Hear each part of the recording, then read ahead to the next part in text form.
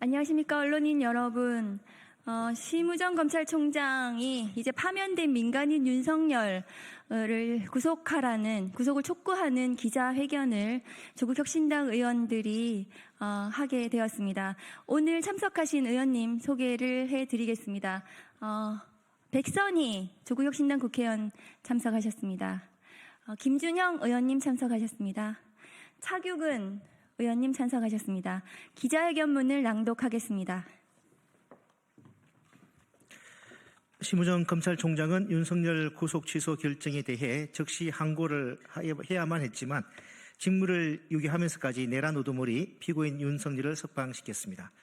김성훈 경호차장이 비상계엄 수사가 본격화되자 대통령실 비화폰 서버 관리자에게 연락해 윤석열 대통령의 지시라며 여인형 방첩사령관 등의 통화 기록을 지우라 등의 진술을 확보하면서 증거인멸 시도 정황이 뚜렷함에도 불구하고 김성훈 경호차장과 이광호 경호본부장에 대한 구속영장을 수차례 기각하기도 했습니다. 2024 헌납 8 피청구인 대통령 윤석열을 파면한다.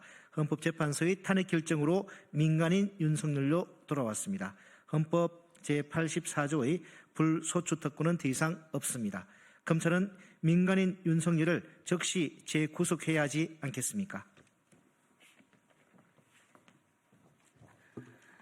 민간인 윤석열에 대한 혐의는 12.3 불법 비상계엄 관련 내란 우두머리 혐의만이 아닙니다. 12.3 불법 비상계엄과 관련한 직권남용 혐의, 명태균 게이트와 관련하여 윤석열과 김건희가 2022년 국회의원 재보궐선거와 22대 국회의원 선거 등에서 국민의힘 공천 개입 등 공직선거법 위반 혐의, 20대 대선 때 공식 대선 캠프에 강남구 신사동과 서초구 양재동 등 두 곳 이상에서 비밀 대선 캠프를 운영해 무상으로 사무실을 대여받은 것과 명태균을 통해 무상 여론조사를 받았다는 정치자금법과 공직선거법 위반 혐의, 대통령 경호처를 동원해 체포영장 집행을 방해한 특수공무 집행 방해 혐의, 기타 민간인 윤석열의 범죄 혐의는 차고 넘칩니다. 또한 대선 후보 때 김만배와는 일면식도 없다. 김건희 도이치모터스 주가 조작 의혹과 관련해선 투자해서 손해만 봤다라고 했지만 검찰은 증거 불충분이라면서 불기소했습니다. 이 공직선거법 위반 혐의에 대해서도 재수사해야 하지 않겠습니까? 윤석열이 파면되고 5일째가 되는 지금까지도 서울 한남동 관저에 머무르고 있습니다. 내란 우두머리 피고인이자 수많은 범죄의 혐의의 피의자 신분인데 관저에서의 퇴거가 늦어지면 늦어질수록 증거인멸의 시간만을 벌어주는 것입니다. 특히 체포영장의 집행을 불법으로 저지한 사건의 경우엔 특수공무집행 방해 범죄 현장이기도 합니다.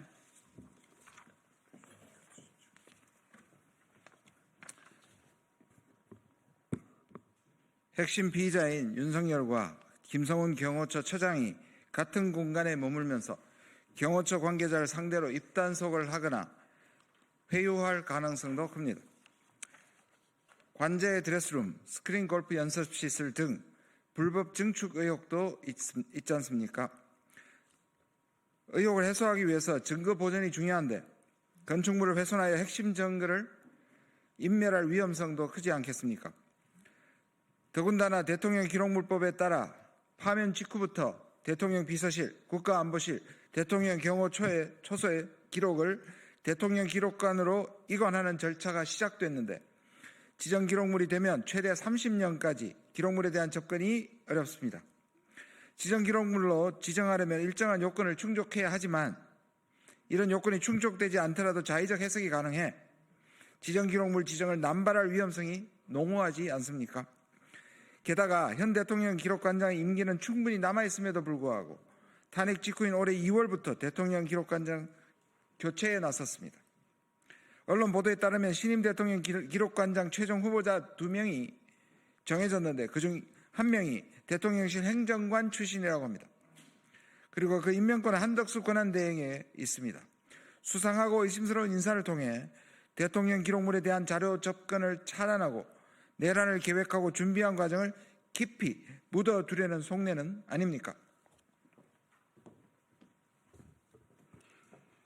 내란의 종식이 이루어지지 않아서 윤석열 내란 세력이 득세하고 급기야 한독수 권한대행이 내란 핵심 혐의자 이완규 법제처장을 헌법재판관으로 지명하는 위헌 행위를 저지르고 있습니다.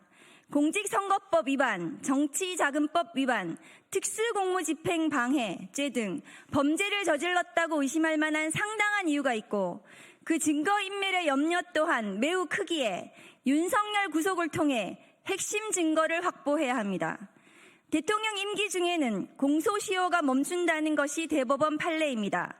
공직선거법 위반 공소시효는 6개월이지만 취임식 직후부터 시효가 멈춘 상황이므로 아직 4개월 정도 남아 있습니다. 이것이 바로 신속한 수사와 정확한 증거 확보가 필요한 이유입니다. 공직선거법 위반으로 판사가 벌금 100만 원 이상을 선고한다면 대통령 당선 무효라는 초유의 사태가 발생할 것이고 국민의힘은 국가가 보전해준 대선 선거비용 397억 원을 반납해야 할 것입니다. 피땀 흘려 이뤄온 민주주의를 훼손한 내란 우두머리 윤석열이 더 이상 예외가 되어서는 안 됩니다. 내란 우두머리 윤석열과 내란 세력에 대한 엄중한 처벌만이 사회적 혼란과 갈등을 해결하고 민생 파탄을 끝내는 유일한 방법입니다. 심우정 검찰총장은 즉시 내란 우두머리 윤석열을 구속하기를 촉구합니다. 2025년 4월 8일 조국혁신당 국회의원 김준형, 박은정, 차규근, 백선희, 일동